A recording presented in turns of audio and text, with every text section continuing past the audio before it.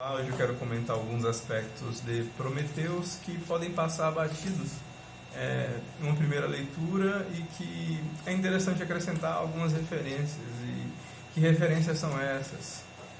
Que me parecem acrescentar bastante a riqueza do caldo cultural que está presente no livro. A primeira coisa é a questão do subtítulo dado ao livro, que é ou o Prometeu Moderno, que justamente faz referência ao mito de Prometeu, cujo que é importante ler, importantíssimo, é fundamental para nossa sociedade ocidental. E como é um mito, está presente lá vários elementos simbólicos, e o que está em jogo está relacionado a Frankenstein. A questão da criação do homem está presente, a missão que Prometeu recebe no mito é justamente criar o homem. Está presente também a questão do roubo do fogo, que é símbolo para o roubo do conhecimento, ou seja, a dádiva de acrescentar na espécie humana o conhecimento e quais são as consequências disso. Outro elemento presente está relacionado à questão do castigo eterno. Prometeu no mito ele é castigado eternamente por um corvo que come o seu fígado. É interessante pensar que esse pássaro que devora o fígado do Prometeu, ele está diretamente ligado, se a gente for olhar principalmente em relação à cultura da Grécia Antiga, e por muito tempo além disso, o fígado estava relacionado justamente ao humor. Inclusive aquele que era melancólico era aquele cuja bilis secretava mais do que o comum o seu fel, por isso a melancolia. Pensando os impactos hoje do Frankenstein, algumas reflexões que a gente pode ter hoje, podemos pensar sobre a questão da bioética, sobre a questão do processo civilizatório, ou seja, algo que a gente encontra bastante na filosofia, principalmente moderna. Quando a gente fala de Frankenstein, a gente está pensando no início do século, quando ele foi escrito, início do século XIX. E início do século XIX nos faz pensar bastante sobre o tema que estava presente nas reflexões intelectuais no Ocidente, que era a questão do que, principalmente na Europa, o que significa Europa, Estados Unidos e tal, o que é que significava dizer o que era o ser humano e tomando como base o que é instintivo, o que é cultural, ou seja, nos leva também a pensar, através do monstro, o que significa o processo civilizatório. E a gente percebe justamente toda uma trajetória pela qual ele passa. Lembra bastante o excelente filme do Herzog, do Werner Herzog, que é justamente o Enigma, em português ficou o Enigma de Kaspar Hauser, que é justamente a ideia de um filme onde você tem uma personagem que cresce de maneira isolada da civilização e em determinado momento é trazido para o convívio social, e aquele é o momento de mostrar o contraste entre o que é natural e o que é cultural. Esse é o pretexto do filme. É importante lembrar também que foi publicado de maneira anônima e que só alguns anos depois a Mary Shelley, inclusive muitas pessoas até hoje não sabem que a autoria dessa excelente obra é pertencente a uma mulher no início do século XIX, que é algo fantástico. Você tem descrédito, infelizmente, hoje, imagina naquela época. Desqualificação da obra simplesmente por ser mulher, o que é um completo total absurdo. Ainda mais tendo a temática central da ciência. Isso é muito impressionante, principalmente quando você pensa que a estrutura, e aí vamos passar para a questão da estrutura, ela é fantástica. Porque ela se utiliza de cartas, inicialmente de cartas, não chega a ser um romance epistolar, porque de cartas ela migra para o que seria o diário do capitão de um navio, que encontra justamente o doutor. E esse doutor, Victor Frankenstein, que vai justamente contar toda a sua saga. Essa saga justamente passa por alguns elementos bastante interessantes que nos conectam a outros textos. Um deles, de maneira assim muito clara, que acontece com a questão da obsessão pelo conhecimento e quais são as consequências disso. São consequências nefastas em sua maioria. Ou seja, a Mary Shelley estava chamando a atenção para qual o perigo que a ciência pode trazer consequências negativas assim. Porque até aquele momento, no início do que a gente chama de ciência moderna, havia um encantamento muito grande. Até o início do século XX existe um encantamento muito grande com a ciência e com a expectativa de que possa fazer coisas incríveis. Ou seja, tem toda uma crença forte de que o homem ele tem uma grande capacidade e a ciência será o instrumento para isso. Para resolver, se não todos, a maioria dos problemas que o ser humano enfrentava até ali. Não só o papel de desmistificador, de libertação intelectual e cultural, mas também de resolver problemas como a questão da fome. Até pela expectativa de aumento de produtividade. Inclusive, pensando aqui, de maneira muito breve, Oscar Wilde escrevendo sobre o homem sobre a alma do socialismo, já muitos anos depois, ele vai falar, décadas depois, ele vai justamente exprimir essa expectativa de que a tecnologia ela seria capaz de libertar o homem para que ele fosse mais... ficasse livre do trabalho e fosse mais cultural, fosse realizasse plenamente. Que é a mesma expectativa também que o Marx tem, só que por outros caminhos. Enfim, não deixa de ser, no final das contas, muita fé na ciência, se a gente pode dizer. Por outro lado, voltando à questão da obsessão. A mesma obsessão que o Victor tem é a mesma obsessão de quem está conversando com ele. Ele identifica, inclusive, a motivação para que ele conte a sua história é mostrar que não é um bom caminho, que é um caminho da infelicidade, da busca desenfreada pelo conhecimento, da obsessão.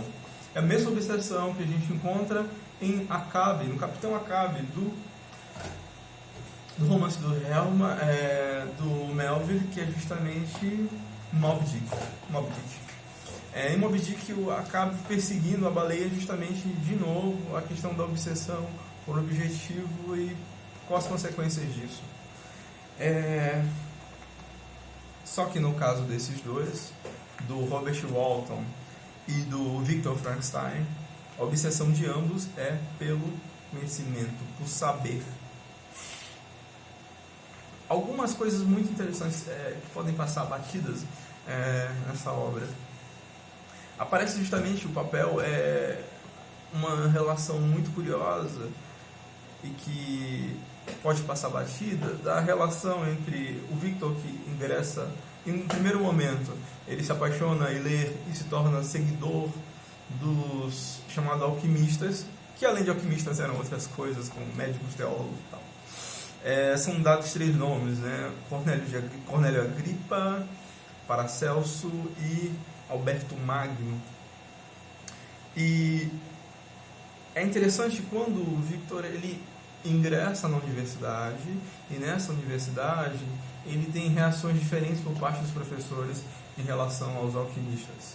E acontece um fenômeno bastante interessante para a gente refletir acerca do papel da ciência, porque inicialmente há uma rejeição por parte de um dos professores e outro que entende, o que me parece que é uma visão mais interessante, que a gente está tratando de modo geral aqui da maneira com que a gente vê os clássicos, os antigos, o trabalho dos antigos. Alguém pode, por exemplo, forçando um pouquinho, que alguém pode ler, por exemplo, os textos de Aristóteles falando de botânica hoje, dizer está tudo errado, completo absurdo, nada a ver, isso não era ciência. Mas me parece que o movimento dialético que é construído entre o Victor, apaixonado pela ciência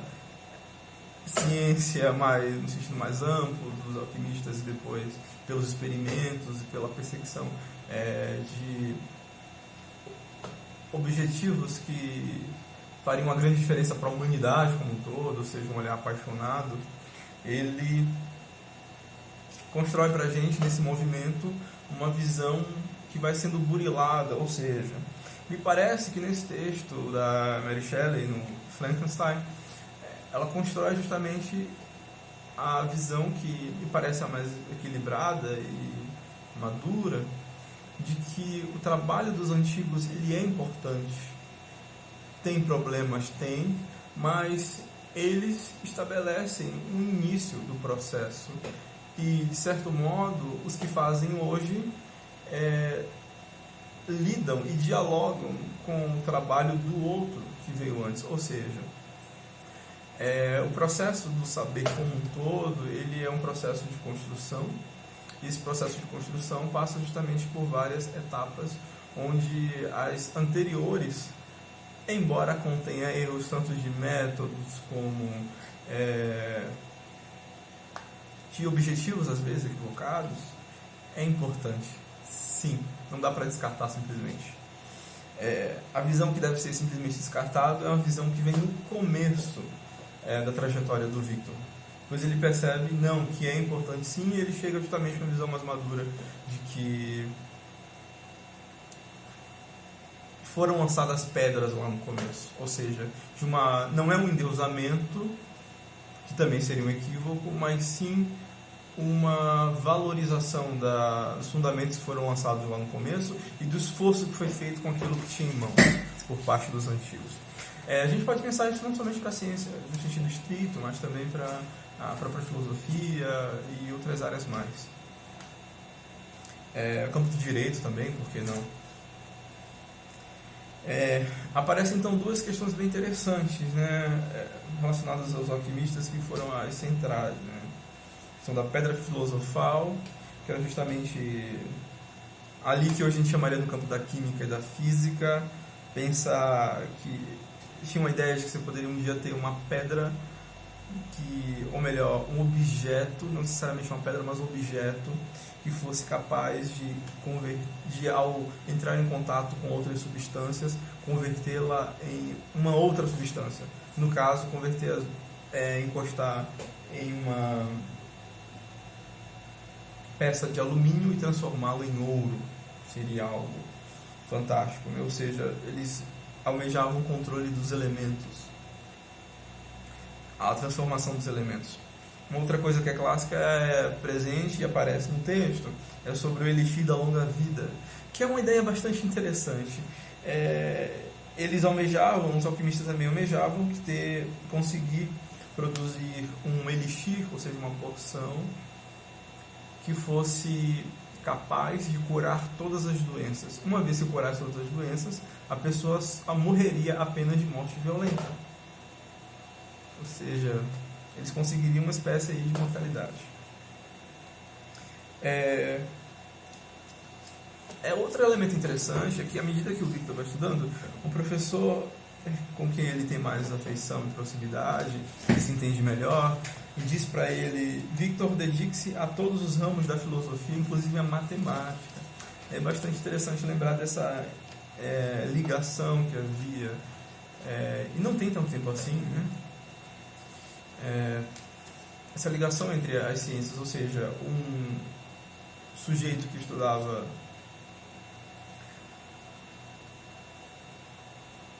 física, ele também estudava química, biologia, era médico e astrólogo.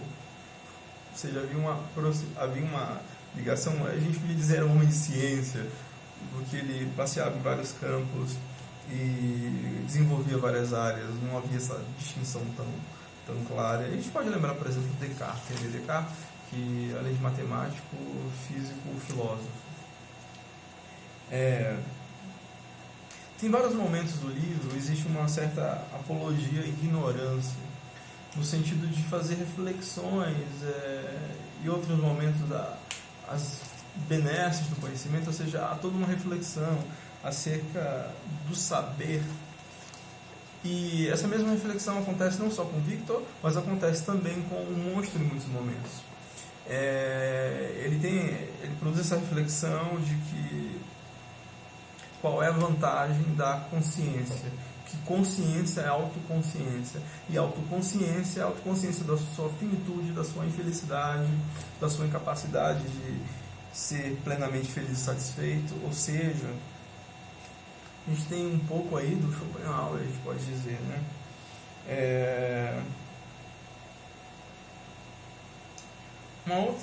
Outro elemento que é bastante interessante é que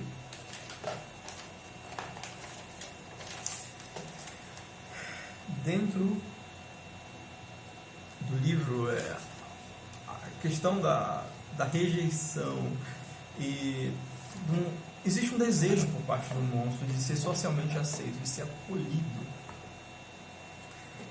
E, inclusive, ele atribui as suas ações maléficas a ter sido rejeitado. E nós podemos muito bem pensar qual é o papel disso hoje, no nosso tempo. Como determinadas camadas da sociedade, determinados grupos, eles são rejeitados, eles não têm acesso, muito menos acolhimento. E quanto isso se reflete eu nem digo ação, mas sim reação e comportamentos que para nós são socialmente indesejados, mas o quanto disso não é reflexo do tratamento que eles receberam e recebem, o quanto eles são autores e responsáveis pelo seu comportamento, pela sua maneira de agir, pela sua agressividade muitas vezes, pela sua reatividade, o quanto eles não estão reagindo, quanto eles são responsáveis. Outro elemento que pode passar batido é que nós estamos tratando de uma época, hoje, 2019, em que a nossa relação com o comunitário é totalmente diferente da relação do período que o livro se passa. O livro se passa na modernidade, e então ainda é muito forte a questão da própria ideia de excomunhão, ou seja, da opinião da comunidade que você está inserido, da maneira com que eles lhe veem. Isso deixa justamente mais forte essa necessidade de ser abraçado, que o monstro tem, mas o Victor também tem em determinados momentos. A todo instante, o ideal dele é terminar a sua tarefa e voltar para sua família, e voltar para sua comunidade. A ideia de viver sozinho, ela nos parece muito mais agradável e aceitável hoje do que era no período em que nossa história, vamos dizer assim, se passou. Mais à frente, tem outros elementos pensando na questão do processo civilizatório, que é justamente a questão da linguagem. E a gente poderia pensar também, até onde o monstro conseguiria pensar sem a linguagem, uma vez que a linguagem ela vai acontecer com o monstro lá na frente. À medida que ele vai ouvindo uma família vai acompanhando durante um longo tempo, ele vai aprendendo por repetição. Para os que se interessam, é justamente a questão da... A gente tem dois autores aí que são bastante relevantes para isso. É o início das Confissões de Santo Agostinho, que ele tem um entendimento de linguagem lá no começo, que está próximo justamente como está aí, ele vai ouvindo as palavras e vai observando e repetindo. Outra maneira de ver a linguagem é justamente a maneira, séculos depois, como Ludwig Wittgenstein. Ou seja, não se aprende repetindo, mas sim, à medida que a gente vai convivendo, existe uma, entre aspas, invisível gramática, estrutura de inferências complexa, e a gente vai usando, testando, aplicando. Não é simplesmente por repetição como um papagaio. O processo é mais complexo, extenso. Até porque todos nós sabemos que a linguagem não se trata somente de palavras, se trata de expressões, se trata de entonação, e aí entra sutilezas como ironia, sarcasmo e tudo mais. É um processo muito mais complexo que isso. Inclusive na ênfase que nós damos a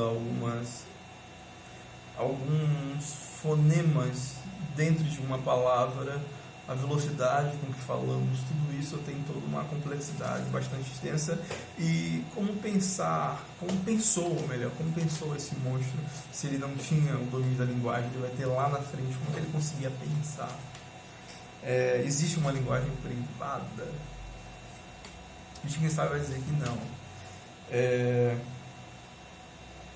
E há muitos autores que tratam justamente disso, até onde vai a nossa capacidade de pensar é possível pensar sem ter um domínio da linguagem, existe uma linguagem antes de se prender sons, existe uma sequência mental de imagem suficiente para chamar esses pensamentos.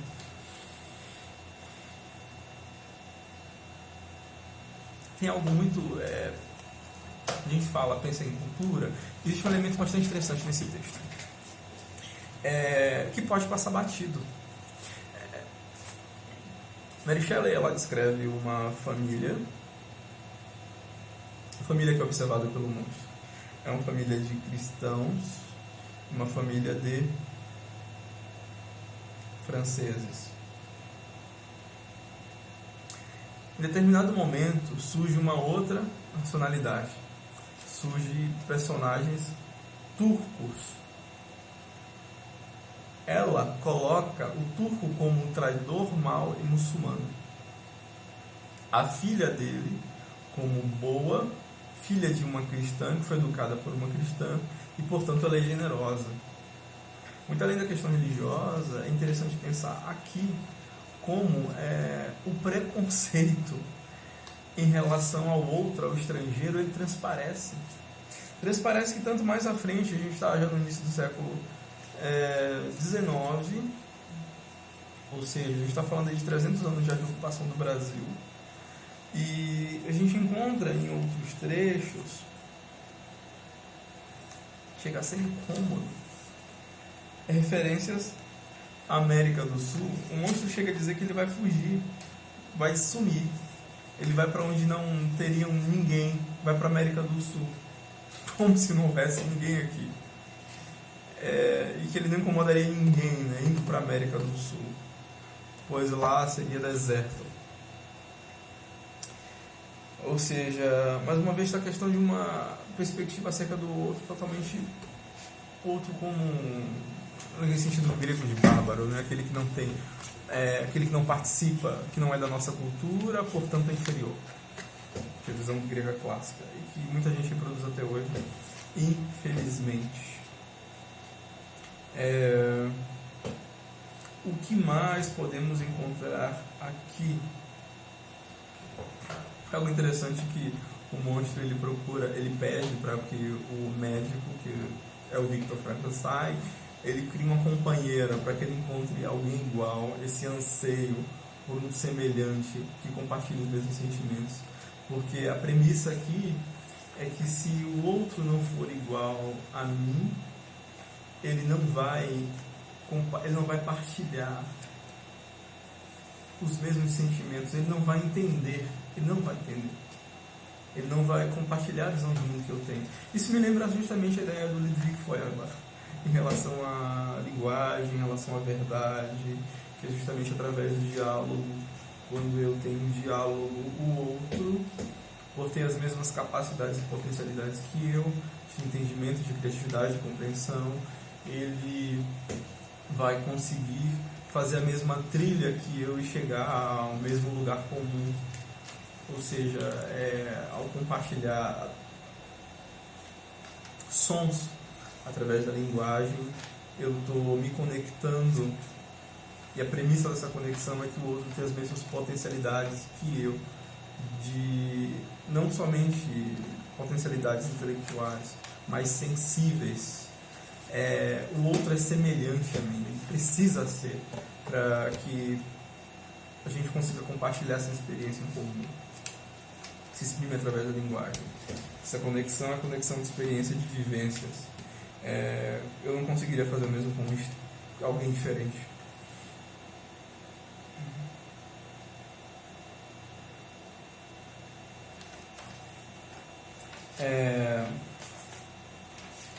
Por fim, voltando de novo à questão do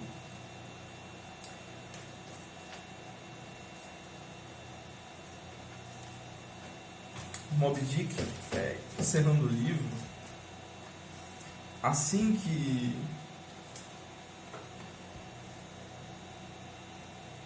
encerra a história, é interessante notar que a vida, tanto do Victor quanto a vida do monstro, e do Robert Walton também, que é quem está ouvindo a história e é quem nos conta a história.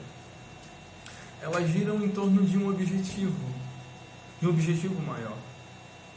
E percebendo ou não, todos nós temos objetivos maiores, né? Objetivos de vida, se assim a gente pode chamar. Ou sonho, realização de sonho, como a gente preferir. E toda a vida deles gira em torno de um eixo. E assim que esse eixo deixa de existir, a vida deles também perde o sentido de existência. À medida que eles se relacionam, o monstro e o Victor, eles tomam um ao outro como um eixo da vida, e todas as ações deles giram em torno disso, né? Percebendo ou não, todos nós temos eixos, né? E a vida da gente gira em torno desses eixos. E talvez a coisa que é mais interessante de pensar aqui é como a vida de alguém pode girar em torno de um momento. Como isso é curioso, né? Me parece muitas vezes que o Victor, assim como parece muitas vezes que o monstro, eles não conseguem escolher outro sentido para que a vida deles aponte em direção. Veja, por exemplo, os momentos em que o Victor ele reluta para se desvencilhar do monstro, mas ele está sempre voltando. É como se ele não conseguisse escolher aquilo diferente do qual o destino colocou em seu caminho. É impressionante, né? É impressionante.